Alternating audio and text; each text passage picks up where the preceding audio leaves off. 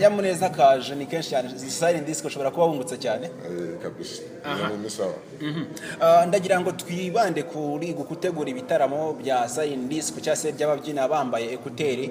Mu byukuri kubera iki wahisemo ubu buryo bwo gutegura ibitaramo gutya?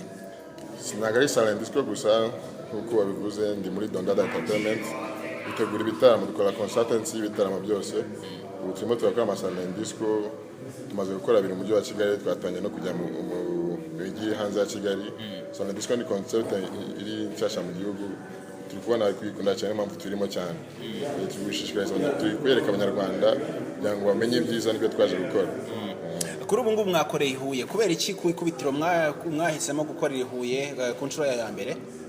Nkuko nari mbikubwiye si ubwa mbere tubikoze twatangira i Kigali tumaze kubikora edition ebyiri twaje no mu mujyi wa Huye kuko ni umujyi mwiza urebye ukurikiye Kigali kandi ufite n'abaturage benshi bakeneye kumenya ibyo Dada entertainment iri gukora.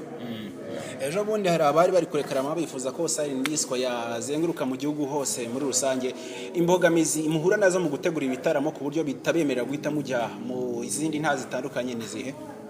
Urebye na mbogamizi zituma tutategura ibitaramo buri karere cyangwa buri mu gihugu cyose ubwo tuba dukeneye igihe kinini cyo kubyamamaza ku buryo nk'uko bivuze tuzabikora turabifite mu nshingano zacu. Kugeza amagingo imbogamizi muhura nazo cyangwa se icyo bigusigiye ibitaramo maje gukora bisize iki kuri wowe ku banyarwanda? Bikunyereka ko hari byinshi tugomba gukora muri entertainment.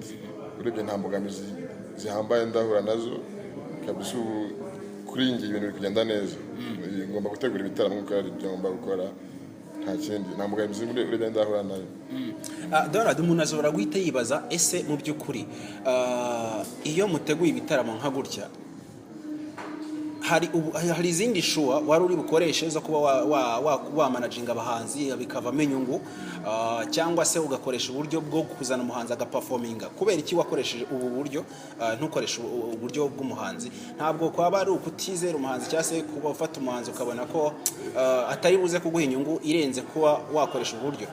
Nkuko nabikubwiye ubu cyo turi gukora turimo turakora event consultancy ntabwo turajya mu bintu bya artist booking artist management. Abahanzi bo tuzabazana ariko batari abanyarwanda byo biri mu mishinga dufite muri iyi sama mu byitege ko hari cyo turi kubatekera.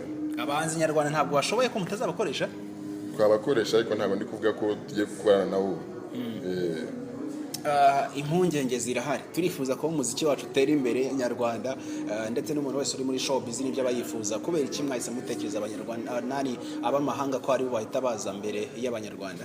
Ntabwo mvuze ko tugiye kumanaginga wenda abo mu mahanga no kubazana mu Rwanda kugira ngo dukomeze twagure industry y'umuziki wacu. Kurabize abanyarwanda tuzi umuziki ndabyemera ariko hari abanyamahanga bafite twigiraho. Niyo mpamvu na ama event ndi gutegura ninjya no muri artist management nabwo muzayimenya. Tuvuye kuri we turakurikizaho murabitangarizwa vuba cyane.